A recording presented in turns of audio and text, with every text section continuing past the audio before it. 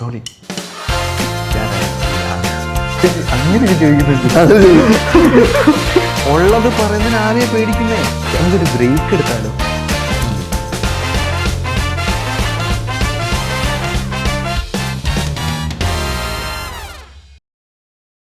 Welcome to DPC talks.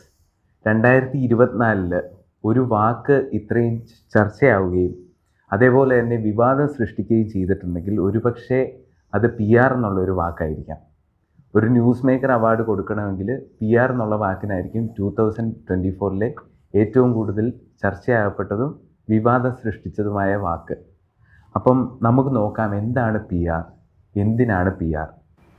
So Ritchie, എന്താണ് PR? എങ്ങനെയാണ് അഡ്വർടൈസിങ്ങിൽ നിന്ന് PR വ്യത്യസ്തമാകുന്നത്? പക്ഷേ ഏറ്റവും കൂടുതൽ വിവാദമായ വാക്ക് മാത്രമല്ല, ഏറ്റവും കൂടുതൽ പഴി കേട്ടതും ഏറ്റവും കൂടുതൽ തെറ്റിദ്ധരിക്കപ്പെട്ട പ്രൊഫഷണൽ ടേമാണ് PR, അല്ലെങ്കിൽ പബ്ലിക് റിലേഷൻ എന്ന് പറയുന്നത്.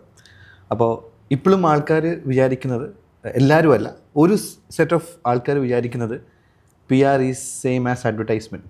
രണ്ടും വ്യത്യാസവും ആർക്കും വലുതായിട്ട് അറിയില്ല. സോ നമ്മൾ എപ്പോഴും നമ്മൾ ചർച്ച ചെയ്യുന്നത്, നമ്മൾ ഡിഫൈൻ ചെയ്യുന്ന ഒരു ഡെഫിനിഷൻ എന്ന് പറഞ്ഞാൽ PR is basically creating credibility, wherein advertisement is creating recognisation. അപ്പോൾ ഇത് പറഞ്ഞു പോകുമ്പോൾ ഇതിനൊരു ഭയങ്കര രണ്ട് വ്യത്യാസമുണ്ട്. ഒന്ന് ഏൺഡ് മീഡിയയും, രണ്ട് പെയ്ഡ് മീഡിയയാണ്. അപ്പോൾ PR പലർക്കും അതിൻ്റെ ഒരു യൂസേജോ അല്ലെങ്കിൽ എന്തിനാണ് PR യൂസ് ചെയ്യുന്നത്, അഡ്വർടൈസ്മെൻറ്റ് റോൾ എന്താണ്. ഇപ്പം ജോഷ് നല്ലതാണെന്ന് ഞാൻ പറയുമ്പം അതൊരു PR, ജോഷ് നല്ലതാണെന്ന് ജോഷ് തന്നെ പറയുമ്പോൾ അത് അഡ്വർടൈസ്മെൻറ്റാണ്. അപ്പം ഇറ്റ്സ് വെരി സിമ്പിൾ. പക്ഷേ എന്തിനും ഏറ്റവും കൂടുതൽ പഴി കേൾക്കുന്ന ഒരു വാക്ക് PR തന്നെയാണ്. ഒരിക്കലും അഡ്വർടൈസ്മെൻറ്റ് അങ്ങനെ ഒരു വിവാദമോ അങ്ങനെ ഉണ്ടായിട്ടില്ല. ബ്രാൻഡുകൾ തമ്മിലുള്ള ബ്രാൻഡ് വാർസ് ഉണ്ടായിട്ടുണ്ട്. പക്ഷേ തെറ്റിദ്ധരിക്കപ്പെട്ട ഒരു വേർഡ് നമ്മുടെ ഈ മാർക്കറ്റിംഗ് കമ്മ്യൂണിക്കേഷൻ വരുമ്പോൾ ഏറ്റവും കൂടുതൽ സ്കോർ ചെയ്തേക്കുന്നത് PR തന്നെയാണ്.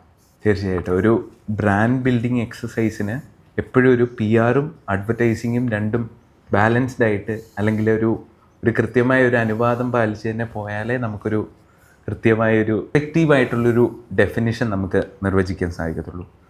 പിന്നെയുള്ളൊരു സംശയമാണ്, 2024 ഇത്രയും തെറ്റിദ്ധരിക്കപ്പെടാൻ കാരണമായതും ഗവൺമെൻറ് PR ചെയ്യുന്നത് പലരും ചോദ്യം ചെയ്തിട്ടുണ്ട്. ഗവൺമെൻറ്റിൻ്റെ ഒരു ഓൺ PRD ഡിപ്പാർട്ട്മെൻ്റ് ഉണ്ട്. സോ അതിലുപരി എന്തുകൊണ്ടൊരു എക്സ്റ്റേണൽ ഏജൻസിയെ ഹയർ ചെയ്യുന്നു, എന്താണ് അതിൻ്റെ ഒരു ആവശ്യകത? ഇതാണ് പലപ്പോഴും പൊതുജനങ്ങളും മാധ്യമങ്ങളും എല്ലാം ചർച്ച ചെയ്തിരിക്കുന്നത്. എന്തുകൊണ്ടായിരിക്കും അത്?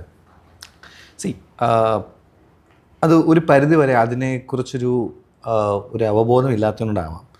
ഇപ്പം ഗവൺമെൻറ്റിലോട്ട് വരുന്നതിന് മുമ്പ് നമ്മളിപ്പോൾ ഒരു ലിസ്റ്റഡ് കമ്പനി, ഒരു MNC അല്ലെങ്കിൽ ഒരു Fortune 500 കമ്പനി, ഇവർക്ക് ആക്ച്വലി ഒരു ഇൻറ്റേർണൽ കമ്മ്യൂണിക്കേഷൻ ടീമുണ്ട്, അല്ലെങ്കിൽ നമ്മൾ വിളിക്കുന്ന കോർപ്പറേറ്റ് കമ്മ്യൂണിക്കേഷൻ ഒരു ഡിപ്പാർട്ട്മെൻ്റ് ഉണ്ട്.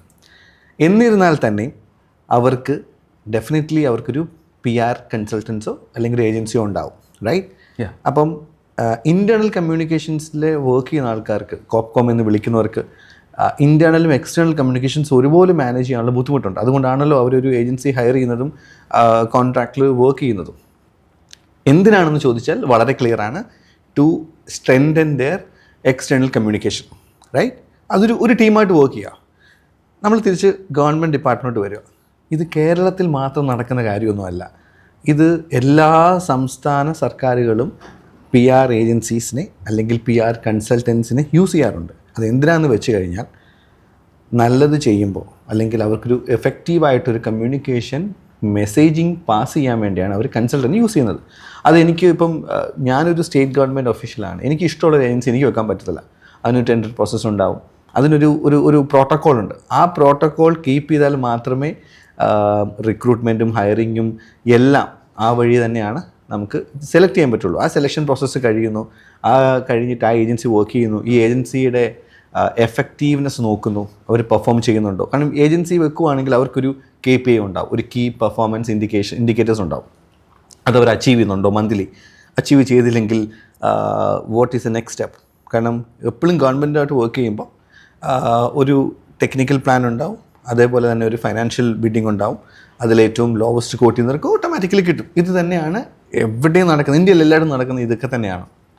നമ്മുടെ കേരളത്തിൽ വരുമ്പോഴത്തേക്കിനും ഇതിന് വിവാദമാവേണ്ട കാര്യമൊന്നുമില്ല. പക്ഷേ വിവാദമായിട്ടുണ്ട്, അതിപ്പോഴല്ല പണ്ടും വിവാദമായിട്ടുണ്ട്.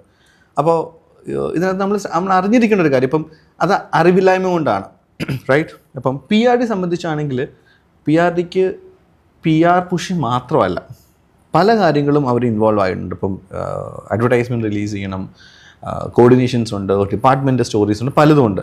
അപ്പോൾ PRDക്ക് സത്യത്തിൽ എത്ര ഡിപ്പാർട്ട്മെൻറ്റിനെ കേറ്റർ ചെയ്യാൻ പറ്റും? അതൊരു ചോദ്യമല്ലേ? ചോദ്യമാണ്. അപ്പോൾ PRDക്ക് മൊത്തം പറ്റുമോ? ഇല്ല, റൈറ്റ്? പക്ഷേ ഓവറോൾ അവർ ഹാൻഡിൽ ചെയ്യുന്നുണ്ട്, ഇല്ലെന്ന് പറയുന്നില്ല, കറക്റ്റ്? അപ്പം എന്തിനാണ് ഒരു ഗവൺമെൻറ് ഡിപ്പാർട്ട്മെൻറ്റ് ഏജൻസി വേണ്ടത്? ബിക്കോസ് ആ ഒരു ഏജൻസി അവരുടെ ഡ്യൂട്ടി എന്ന് പറഞ്ഞാൽ പെർട്ടിക്കുലർ ഡിപ്പാർട്ട്മെൻറ്റിനെ മാക്സിമം മീഡിയയിൽ ആംപ്ലിഫൈ ചെയ്യുക, ഇല്ലാത്തത് ഉണ്ടാക്കി പറയണമെന്നല്ല പറയുന്നത്. ചെയ്യുന്ന കുറച്ച് കാര്യങ്ങൾ, ഇപ്പം ഒരു പക്ഷേ 100 കാര്യങ്ങൾ ചെയ്താൽ ചിലപ്പോൾ 2 കാര്യങ്ങൾ, മീഡിയയ്ക്ക് 2 കാര്യങ്ങൾ ഭയങ്കര ഇൻട്രസ്റ്റിംഗ് ആയിരിക്കും, റൈറ്റ്? ഒരു ഗവൺമെൻറ് ഡിപ്പാർട്ട്മെൻറ്റ് ഇത് ചെയ്യുന്നുണ്ടോ, അല്ലെങ്കിൽ ഗവൺമെൻറ് ഡിപ്പാർട്ട്മെൻറ്റ് ഇങ്ങനെ ഒരു ഫെസിലിറ്റി ഉണ്ടോ? കാരണം നമ്മൾ എപ്പോഴും നോക്കുമ്പം നമ്മൾ 2 സ്വഭാവമുള്ള ആൾക്കാരാണ്. ഇപ്പം ഗവൺമെൻറ്റിന് ഇത് പറ്റുമെന്ന് നോക്കും, പക്ഷേ when it comes to health care നമ്മൾ ഒരു ഗവൺമെൻറ് ഹോസ്പിറ്റലിലെ ഡോക്ടർ ആണോ എന്നാൽ ഇപ്പം നമുക്ക് നോക്കാം. അപ്പം സത്യം പറഞ്ഞാൽ പല ഗവൺമെൻറ് ഡിപ്പാർട്ട്മെൻറ്റ് നോക്കുവാണെങ്കിൽ ഇതിൻ്റെ ഒരു ഫീച്ചേഴ്സ് പ്രൈവറ്റ് കമ്പനിക്കായി ഭയങ്കര എഫക്റ്റീവാണ്. പക്ഷേ ഈ നരേറ്റീവ് ഒന്നും വെളിയിലോട്ട് ജനങ്ങളിലേക്ക് വന്നിട്ടില്ല. അപ്പം അതിന് ഒരുപാട് എക്സാമ്പിൾസ് ഉണ്ട്. അതിപ്പം ലേറ്റസ്റ്റ് ഞാൻ പറയുവാണെങ്കിൽ, ജോഷിന് ഓർമ്മയുണ്ട്, കഴിഞ്ഞതിൻ്റെ അങ്ങേ വർഷമാണെന്ന് തോന്നുന്നു, ഐ തിങ്ക് 2023 ഐ ബിലീവ്, നമ്മുടെ ഹോസ്പിറ്റാലിറ്റി ക്ലയൻസിന് വേണ്ടി നമ്മൾ സ്റ്റോറീസ് ഇങ്ങനെ ഹണ്ട് ചെയ്തു, നമ്മളിങ്ങനെ റിസർച്ച് ചെയ്യുന്ന സമയത്ത് അന്നൊരു ചെറിയൊരു അനൗൺസ്മെൻറ്റ് വന്നു, ഇന്ത്യയിൽ ഏറ്റവും കൂടുതൽ 5 സ്റ്റാർ ഹോട്ടൽസ് ഉള്ളത് കേരളത്തിലാണ്. അൺബിലീവബിൾ ആയിരുന്നു, അല്ലേ? റിമെമ്പർ അന്ന്? പക്ഷേ നമ്മളത് എന്ത് ചെയ്തു? We did A cross check. ഇത് വെരിഫൈ ചെയ്യണമായിരുന്നു. ഇത് വെരിഫൈ ചെയ്യുന്ന സമയത്ത് സെൻട്രൽ ഗവൺമെൻറ് മിനിസ്ട്രിയുടെ വെബ്സൈറ്റിൽ സെയിം തന്നെ നമ്പേഴ്സ് മാത്രം ചെറിയൊരു ഡിഫറൻസ് ഉള്ളൂ. പക്ഷേ എന്നാലും കേരളം തന്നെയായിരുന്നു ഏറ്റവും മുമ്പിൽ, കറക്റ്റ്? ഈ റിസൾട്ട് വന്നത് മെയ്യിലായിരുന്നു, 2023 മെയ്യിലായിരുന്നു. പക്ഷേ ജൂലൈയിലാണ് നമ്മളിത് ആംപ്ലിഫൈ ചെയ്യാൻ നോക്കിയത്. അപ്പം നമ്മൾ എന്ത് ചെയ്തു? നമ്മളത് ക്രോസ് ചെക്ക് ചെയ്തു. ഡെഫിനറ്റ്ലി നമ്മൾ ടൂറിസം ഡിപ്പാർട്ട്മെൻറ്റോട്ട് സംസാരിച്ചു, നമ്മളൊരു ഇൻഡസ്ട്രി സ്റ്റോറി ബിൽഡ് ചെയ്തു, റൈറ്റ്? അത് ഭയങ്കര മാസീവായിട്ട് നമുക്ക് അവാർഡ് കിട്ടിയ ഒരു ക്യാമ്പയിൻ ആയിരുന്നു. പിന്നീട് പലപ്പോഴും CM പോലും പലയിടത്തും കോട്ട് ചെയ്തു. എക്സാക്ട്ലി, CM പല ആൾക്കാരും പറഞ്ഞിട്ടുണ്ടായിരുന്നു. ഇവർ ഭയങ്കര സോഷ്യൽ മീഡിയ റെഡിറ്റിൽ വരെ ചർച്ചയായിരുന്നു, ശരിക്കും കേരളത്തിലുണ്ടോ എന്നുള്ളത്. യെസ്, ഇന്നും പറയുവാണെങ്കിൽ കേരളത്തിലാണ് ഇന്ത്യയിൽ ഏറ്റവും കൂടുതൽ 5 സ്റ്റാർ ഹോട്ടൽസ് ഉള്ളത്. കേരളത്തിന് മാത്രമാണ് ആ ഒരു പ്രൈഡ് എന്നുള്ളത്. നൗ ഇത് കണ്ടുപിടിച്ചത്, അല്ലെങ്കിൽ ഈ സാധനം ഇത് വെളി വന്നപ്പോൾ ഹോസ്പിറ്റാലിറ്റി പ്രൊഫഷണലുള്ള ആൾക്കാർ ഒരുപാട് പേര് ലിങ്ക്ഡിനിൽ ഇത് ഇട്ടിട്ടുണ്ടായിരുന്നു. പക്ഷേ ഇത് സ്റ്റോറി ആക്കിയത് ഒരു PR ഏജൻസി എടുത്ത എഫേർട്ട്, അതായത് നമ്മളെടുത്തൊരു എഫേർട്ട് കൊണ്ട് അത് സ്റ്റോറിയായി, അത് ചർച്ചയായി. ഇന്ന് പലപ്പോഴും അത് നമുക്ക് എൻ്റയർ സ്റ്റേറ്റിന് ഓൺ ചെയ്യാൻ പറ്റുന്ന ഒരു പ്രൈഡാണത്, റൈറ്റ്? അപ്പം അവിടെ PR വേണ്ടിയിരുന്നില്ലേ? അവിടെ PR വേണമായിരുന്നു, റൈറ്റ്? ഇതാണ് വെരി സ്മോൾ എക്സാമ്പിൾ. അപ്പം അത് പല ഡിപ്പാർട്ട്മെൻറ്റിനും അവരുടേതായിട്ടുള്ള ഒരു സ്പെക്കുണ്ട്, അത് പറയാൻ പറ്റുന്ന ഒരു ശൈലിയുണ്ട്. ഇപ്പോൾ വെൻ ഇറ്റ് കംസ് ടു മീഡിയയ്ക്ക് വേണ്ടത് ഗ്യാസ് അല്ല, അവർക്ക് വേണ്ടത് നരേറ്റീവാണ്. അപ്പം ഒരു എഫക്റ്റീവായിട്ടൊരു ഏജൻസി നല്ലൊരു നരേറ്റീവ് കണ്ടുപിടിച്ച് ഒരു മീഡിയയ്ക്ക് അല്ലെങ്കിൽ ഒരു എൻ്റയർ മീഡിയ ഫ്രെറ്റർണിറ്റി കൊടുക്കുമ്പോൾ അത് ഭയങ്കരമായിട്ടൊരു ഇമ്പാക്റ്റ് ക്രിയേറ്റ് ചെയ്യുന്നത്. ആൻഡ് എങ്ങനെയാണോ ഒരു കോർപ്പറേറ്റിനെ ഒരു പ്രൈവറ്റ് എൻറ്റിറ്റിയെ സെർവ് ചെയ്യുന്നത്, അതേപോലെ അല്ലെങ്കിൽ കൂടുതൽ ശ്രദ്ധയോടെ തന്നെ ആയിരിക്കണം ഗവൺമെൻറ്റുമായിട്ടും വർക്ക് ചെയ്യുമ്പോൾ. അപ്പം to answer the first question, government ഒരു PR ഏജൻസി ഹയർ ചെയ്യുമെന്ന് പറഞ്ഞാൽ ഒരു കൊലപാതക കുറ്റമൊന്നും അല്ല, ഒരു പാതകവും അല്ല. It is their need. കാരണം ആ ഡിപ്പാർട്ട്മെൻറ്റ് പറയാൻ we want to tell more stories, that's why we had an agency. Practically possible അല്ല PRD ഓരോ ഡിപ്പാർട്ട്മെൻറ്റിനും PRD സ്റ്റോറി മെനയാൻ. കാരണം PRDക്ക് lot of things to do. PRD ഒരുപാട് കാര്യങ്ങൾ PRD ഹെൽപ്പ് ചെയ്യുന്നുണ്ട്. അപ്പം ഈ ഒരു ഗ്യാപ്പ് ബ്രിഡ്ജിയും ആണ് ആക്ച്വലി വരും വർഷങ്ങളിൽ ചെയ്യേണ്ടത്. ആൻഡ് കേരളം മാത്രമല്ല, കർണാടക എടുത്താലും തമിഴ്നാട് എടുത്താലും തെലുങ്കാന, ആന്ധ്രയൊക്കെ എടുക്കാനും മിക്ക ഗവൺമെൻറ് മേജർ ഡിപ്പാർട്ട്മെൻറ്റ്സ് എല്ലാം, beat ITO, health care, ITS, ഇവരെല്ലാവരും തന്നെ PR ഏജൻസീസായിട്ട് വർക്ക് ചെയ്യുന്നുണ്ട്. അപ്പോൾ അതൊരിക്കലും അതാണ് നമ്മുടെ ആൾക്കാരുടെ ഇടയിലുള്ള ചെറിയൊരു ഒരു മിസ്കൺസെപ്ഷനാണ്, ഒരു ചെറിയ തെറ്റിദ്ധാരണയാണ്. PR ഏജൻസി എന്തിനാണ്, നിങ്ങൾ PR എന്തിനു കൊടുക്കുന്നു? പ്രൈവറ്റ് ആണെങ്കിൽ ഗവൺമെൻറ് ആണെങ്കിൽ, if we have something interesting story to share, we should share. ആരും അത് സ്റ്റോപ്പ് ചെയ്യത്തില്ല. ചെയ്യുന്നത് ഒരു തെറ്റാണെന്ന് ആരും പറയത്തില്ല. അങ്ങനെ പറയുകയാണെങ്കിൽ വിഡ്ഢിയാണത്. അപ്പം ആ ഒരു പിന്നെ ലെവലിലേക്ക് ചിന്തിക്കാൻ ആൾക്കാരുടെ പെർസെപ്ഷൻ മാറി തുടങ്ങിയിട്ടുണ്ട്, ഡെഫിനറ്റ്ലി മാറി തുടങ്ങിയിട്ടുണ്ട്. സോ ഇങ്ങനെ ഒരു ഗ്യാപ്പ് കിടക്കുന്നതുകൊണ്ടാണ് ഈ പറയുന്ന വിവാദങ്ങൾ സാധനങ്ങൾ വന്നത്. And slowly it is changing. ഒരുപക്ഷെ ഈ അടുത്ത് വന്നിരിക്കുന്ന ചലച്ചിത്രങ്ങളിലെല്ലാം PR-നെ ഇപ്പം ചലച്ചിത്രങ്ങളുടെ ഒരു ഇൻഫ്ലുവൻസ് ഉണ്ടാവാം. ലൂസിഫറിലാണെങ്കിൽ മുടിയുടെ ഷെയ്ഡ് നിർണ്ണയിക്കുന്നതൊക്കെ ഒരു റെപ്യൂട്ടേഷൻ മാനേജ്മെൻറ്റ്, അതിനെ പലപ്പോഴും ഒരു PR എന്നുള്ള രീതിയിൽ തെറ്റിദ്ധരിക്കപ്പെട്ടിരിക്കാം. അതുകൊണ്ടായിരിക്കാം ആൾക്കാരുടെ ഇടയിലും മാധ്യമങ്ങൾക്കിടയിലും ഇതൊരു തെറ്റിദ്ധരിക്കപ്പെട്ടിരിക്കുന്നത്. ഇതേപോലെ തന്നെ ആഡിങ് ടു ദാറ്റ്, ഒരു തേർഡ് പേഴ്സൺ പോയിൻ്റ് ഓഫ് വ്യൂവിൽ ഗവൺമെൻറ്റിന് PRD പോലെ തന്നെ ഒരു ഒരു ഓർഗനൈസേഷനിലേക്ക് വരുമ്പം അവർക്കൊരു കോപ്കോം ഡിപ്പാർട്ട്മെൻറ്റ് ഉണ്ടാവും. അതിനകത്ത് മീഡിയ റിലേഷൻസ് ഓഫീസർ ഉണ്ടാവും. അപ്പം അങ്ങനെ ഒരു സാഹചര്യത്തിൽ അവിടെയും എന്താണ് ഒരു എക്സ്റ്റേണൽ PR ഏജൻസിയുടെ ഒരു പ്രസക്തി? സോ ഈ റെപ്യൂട്ടേഷൻ മാനേജ്മെൻറ്റ് എന്ന വാക്കിന് പച്ച മലയാളത്തിൽ പറയുകയാണെങ്കിൽ മുഖമുനുക്കൽ, അല്ലെങ്കിൽ PR-ന് ഏറ്റവും വലിയ മലയാളം അർത്ഥം പറഞ്ഞാൽ മുഖമുനുക്കൽ എന്നാണ് നമ്മളെന്ന് പറഞ്ഞാൽ മലയാളികൾ ഇട്ടുകൊടുത്ത ഓമന പേരെന്നുള്ളത്. അറിവില്ലായ്മ കൊണ്ടാവാം. നൗ ഞാൻ നേരത്തെ ആദ്യം സൂചിപ്പിച്ച പോലെ എക്സ്റ്റേണൽ കമ്മ്യൂണിക്കേഷൻസ് ഒരു വാസ്റ്റ് ഏരിയയാണ്. അവർക്ക് എംപ്ലോയി റിലേഷൻസ് നോക്കണം, അവർക്ക് ന്യൂസ് ലെറ്റേഴ്സ് അല്ലെങ്കിൽ ഡേ ടു ഡേ കാര്യങ്ങൾ നടക്കുന്ന കാര്യങ്ങൾ ഇതെല്ലാം നോക്കണം. On and above over that, on top of this media stories, ഇപ്പോൾ എസ്പെഷ്യലി വലിയൊരു MNC ആണെങ്കിൽ അവരുടെ പ്രസൻസ് ഉള്ള മാർക്കറ്റിലുള്ള മീഡിയനെ ലൈസൻസ് ചെയ്യുക, മീഡിയയായിട്ട് എൻഗേജ് ചെയ്യുക, അവർക്ക് എന്താണ് റിക്വയർമെൻറ്റ്, അവർക്ക് എന്താണ് സ്റ്റോറീസ്. ഇതൊരു ഹെർക്യൂലിൻ ടാസ്ക്കാണ്.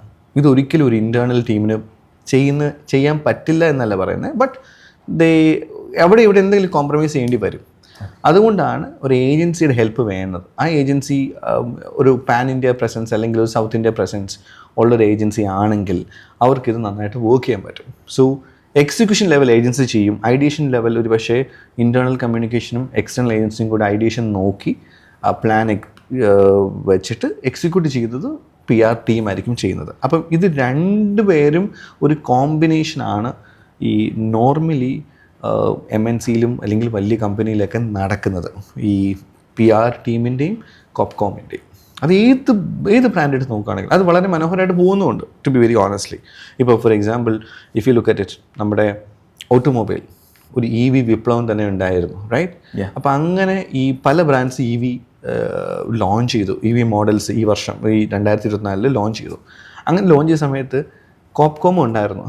പക്ഷെ ഓരോ സിറ്റിയിലും അവർ ഏജൻസിയായിട്ട് വർക്ക് ചെയ്യുമ്പം കോപ്കോം will be there.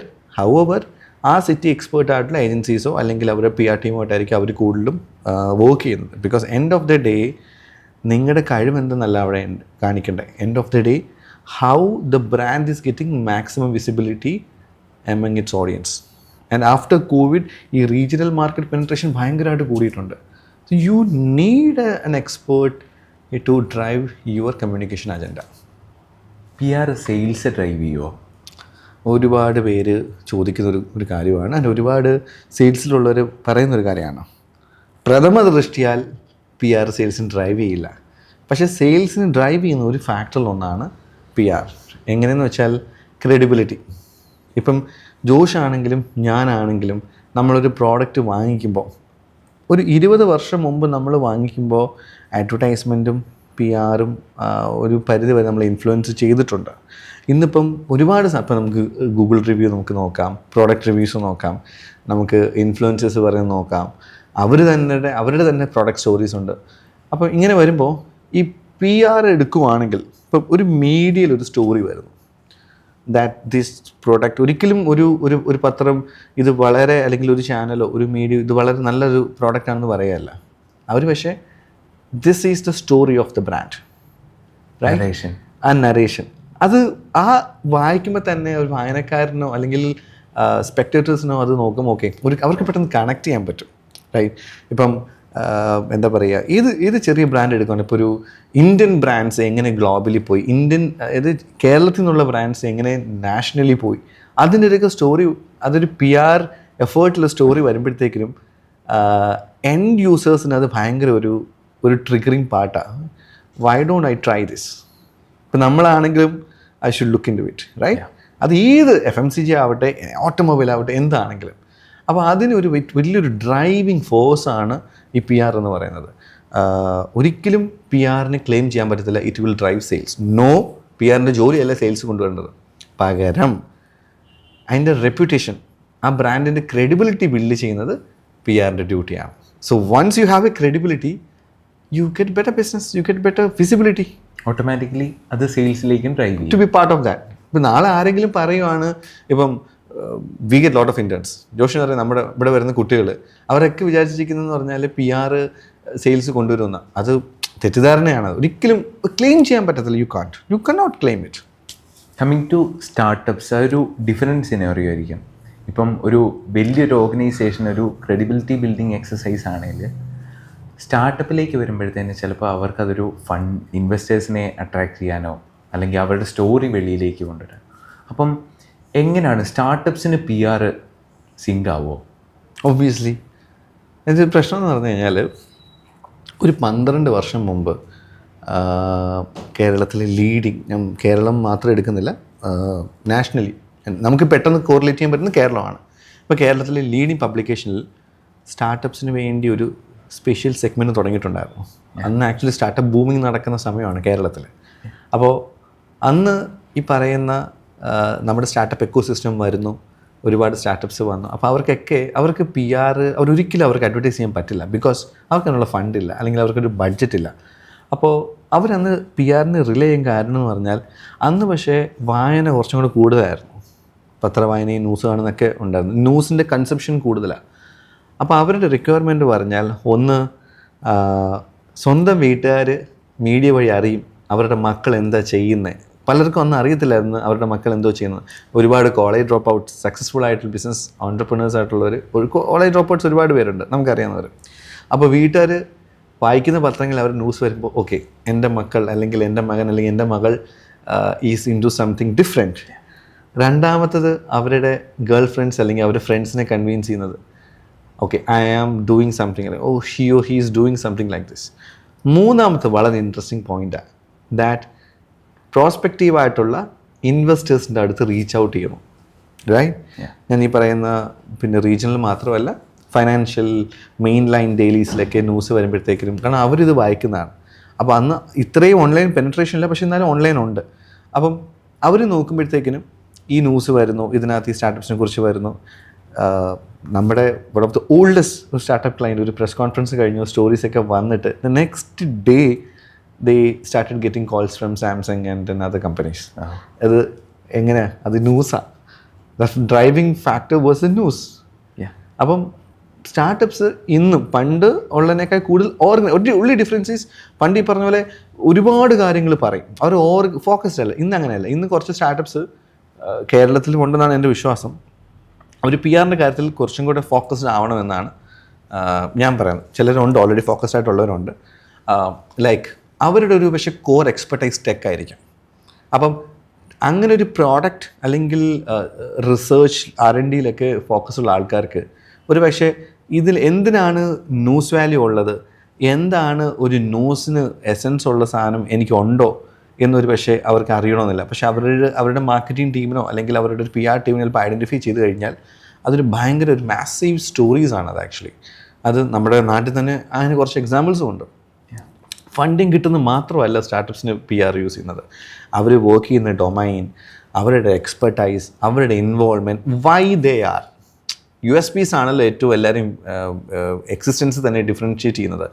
Why they are എന്നതിന് ഏറ്റവും ബെസ്റ്റ് നറേഷനാണ് അവർ PR കൂടെ എക്സ്പ്ലെയിൻ ചെയ്യാൻ പറ്റുന്നത്.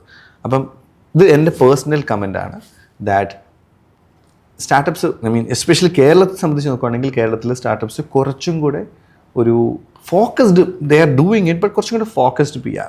അതിപ്പോഴും അത് റീച്ച് ആയിട്ടില്ല. കാരണം അവർ നോക്കുമ്പോൾ ഒരു പ്രസ് റിലീസ് കൊടുക്കുന്നതോ ഒരു പ്രസ് കോൺഫറൻസ് ചെയ്യുന്നതോ അല്ല. അവർ വിചാരം അതാണെന്നാ PR. No, it's beyond that. അപ്പം ആ എഡ്യൂക്കേഷൻ എനിക്ക് തോന്നുന്നു അത് ഒരുപാട് മാറി. ഒരു ഡെക്കേഡ് മുമ്പ് നോക്കുവാണെങ്കിൽ ഇതൊന്നും അല്ലായിരുന്നു, ഒരുപാട് മാറി. I think people are following it action. Pranchiyettan and the saints സിനിമയിൽ പത്മശ്രീ അപേക്ഷിക്കുന്നതിന് മുന്നേ ആയിട്ട് അരിപ്രാഞ്ചി ഒരു എഴുത്തുകാരൻ്റെ അടുത്തേക്ക് പോകും, ഒരു ഇല്ലാത്ത ചരിത്രം ഉണ്ടാക്കി കൊടുക്കാൻ, അല്ലെ ഒരു ഊതിപ്പെരുപ്പിച്ച ചരിത്രം കാണിക്കാൻ. അപ്പം പലപ്പോഴും PR-നെ അങ്ങനെ ആൾക്കാർ തെറ്റിദ്ധരിക്കപ്പെടാറുണ്ട്. എന്താണ് അതിൻ്റെ ഒരു നിജസ്ഥിതി? ജോഷ് ആ സിനിമ കണ്ടിട്ടുള്ളതല്ലേ? കണ്ടിട്ടുണ്ട്. അതിനകത്ത് ആക്ച്വലി ആ എഴുത്തുകാരൻ ഇല്ലാത്ത കാര്യം എഴുതുന്നുണ്ടോ? എനിക്ക് തോന്നില്ല. അയാൾ അരിക്കച്ചവടക്കാരനാണെന്നും പാവങ്ങൾക്ക് പിന്നെ ഡൊണേഷൻ ചെയ്യാറുണ്ടെന്നും എന്താ പറയുക ഒരു ജീവകാരുണ്യ പ്രവർത്തനത്തിൽ ഭയങ്കര ഊന്നൽ കൊടുക്കുന്ന ആളാണെന്നും എന്നുള്ള ക്രക്സ് ഈസ് ദാറ്റ് അല്ലേ? അപ്പോൾ ഇവിടെ നമ്മൾ എപ്പോഴും നമ്മൾ ബാലൻസ് ചെയ്യേണ്ട ഒരു കാര്യം എന്ന് പറഞ്ഞാൽ എന്താ പറയുക, PR എന്ന് പറഞ്ഞാൽ ഇല്ലാത്തത് നമുക്ക് മെനയാൻ പറ്റത്തില്ല. ഉള്ളത് പറയുന്നതിന് ആരെയെ പേടിക്കുന്നേ? അതെന്ത് നാണക്കേട് എനിക്കിപ്പോഴും മനസ്സിലാവാത്തത്. If I am good at something, അല്ലെങ്കിൽ Josh if you are good at something, നമ്മൾ എന്തിനാ ashamed ആവുന്നത് അത് പറയാൻ വേണ്ടി? നമ്മൾ പറഞ്ഞില്ലെങ്കിൽ ആര് പറയും? ഒരാളും പറയത്തില്ല. നമ്മൾ പറയുകയാണെങ്കിൽ നമുക്ക് വേണ്ടി നമ്മളെ പറയാൻ പറ്റുള്ളൂ, right? It comes to PR, ഈ പറയുന്നതിനകത്ത് if you have an achievement, if you done something, you should make a shout out, അല്ലേ? ഇപ്പോൾ ജോഷ് തന്നെ you handle many brands, right? ജോഷിൻ്റെ ബ്രാൻഡ്സിൽ ഒരു അച്ചീവ്മെൻറ്റ് വരുമ്പം ഫസ്റ്റ് ടൈം ഇങ്ങനെ എന്തെങ്കിലും തോന്നിയിട്ടുണ്ടോ? അല്ലെങ്കിൽ ഇതൊരു PR-ന് സാധ്യത ഉണ്ടോ? അല്ലെങ്കിൽ ഇങ്ങനെ ചെയ്താൽ ആൾക്കാർ വല്ലതും പറയുമോ? തെറ്റിദ്ധാരണ ഉണ്ടാവുമോ? നമ്മളിങ്ങനെ ഭയങ്കര എപ്പോഴും പൊക്കിക്കൊണ്ട് വരുന്നൊരു ഇത് കൊടുക്കുന്നു എന്നുള്ളത് ജോഷിന് എന്തുവായിരുന്നു തോന്നി ആ സമയത്ത്? പലപ്പോഴും അൺഹേർഡ് ആയിട്ടുള്ള പല സ്റ്റോറീസ് ഉണ്ട്. ഇപ്പം ബ്രാൻഡ്സ് മാത്രമല്ല, എത്ര പേർക്കറിയാം ഗൂഗിൾ ക്ലൗഡിൻ്റെ CEO കോട്ടയം ജില്ലയിൽ പാമ്പാടി എന്ന് പറയുന്ന ഒരു ഗ്രാമത്തിൽ നിന്നുള്ള, അതേപോലെ തന്നെ അദ്ദേഹത്തിൻ്റെ ട്വിൻ ബ്രദർ ഓറക്കലിലായിരുന്നു, ഇപ്പം നെറ്റാപ്പിൻ്റെ CEO ആണ്. 2 ഗ്ലോബൽ കമ്പനികളുടെ CEO കോട്ടയത്ത് നിന്നാണ്, കേരളത്തിലെ കോട്ടയം എന്ന് പറയുന്ന ജില്ലയിൽ. ആർക്കറിയാം? സോ അങ്ങനെയുള്ള സാഹചര്യങ്ങളിലാണ് പലപ്പോഴും ഒരു PR അല്ലെ ഒരു നറേഷൻ വർക്കാവുന്നത്. സോ അവരിവിടെ നിന്ന് പഠിച്ചു പോയി, ഇവിടുത്തെ ആൾക്കാർക്ക് പോലും അറിയില്ല. അതേപോലെ തന്നെ പലരും സ്റ്റാർട്ടപ്സ് ആവട്ടെ, വലിയ ഓർഗനൈസേഷൻ ആവട്ടെ, തിരുവനന്തപുരത്തൊരു സ്വകാര്യ ആശുപത്രി 2023, 2024 ചർച്ചയായ ഒരു പ്രശ്നമായിരുന്നു ശസ്ത്രക്രിയക്കിടയിൽ ഉപകരണങ്ങൾ മറന്നു പോകുന്നത്, അല്ലെങ്കിൽ വയറിനുള്ളിൽ പഞ്ഞി മറന്നു വെക്കുന്നത്.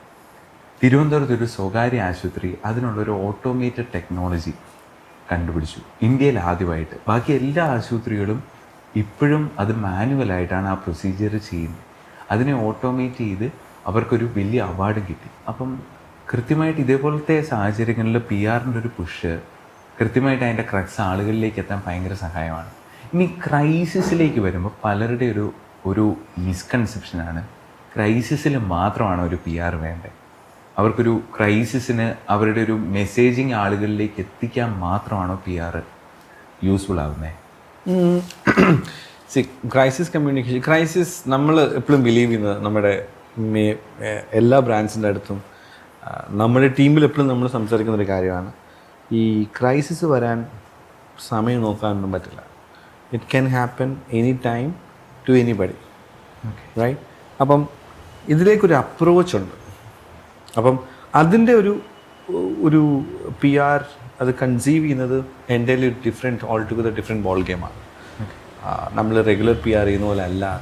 അതിനകത്ത് കുറച്ചും കൂടെ റിസർച്ച് ഇൻവോൾവ്മെൻ്റ് ആണ്, കുറച്ചും കൂടെ ക്വിക്കായിട്ടായിരിക്കണം ആക്ഷൻസ്. ബേസിക്കലി ബ്രാൻഡിൻ്റെ ഇൻവോൾവ്മെൻറ്റ്, അണ്ടർസ്റ്റാൻഡ് ചെയ്യുന്നു എന്താ issue, what is A immediate measure, എന്താണ് സ്റ്റെപ്പ് എടുക്കണം. അതിനൊരു അപ്രൂവൽ ലെവലിൽ പോയി 2 ആഴ്ച വെയിറ്റ് ചെയ്ത് അത് നടക്കത്തില്ല ഇവിടെ. അപ്പം അത് കുറച്ചും കൂടെ ഒരു സ്പീഡും ആക്ഷനും ഒക്കെ ഉള്ള ഒരു ഘട്ടമാണ്. ഇപ്പം ക്രൈസിസ് വരുമ്പോഴേ PR ചെയ്യാൻ പാടുള്ളൂ, അല്ലെങ്കിൽ PR ചെയ്യണ്ടേ, ഇങ്ങനെ ആസ് യു സെഡ് കറക്റ്റ്ലി ഒരുപാട് തെറ്റിദ്ധാരണകളുണ്ട്. So basically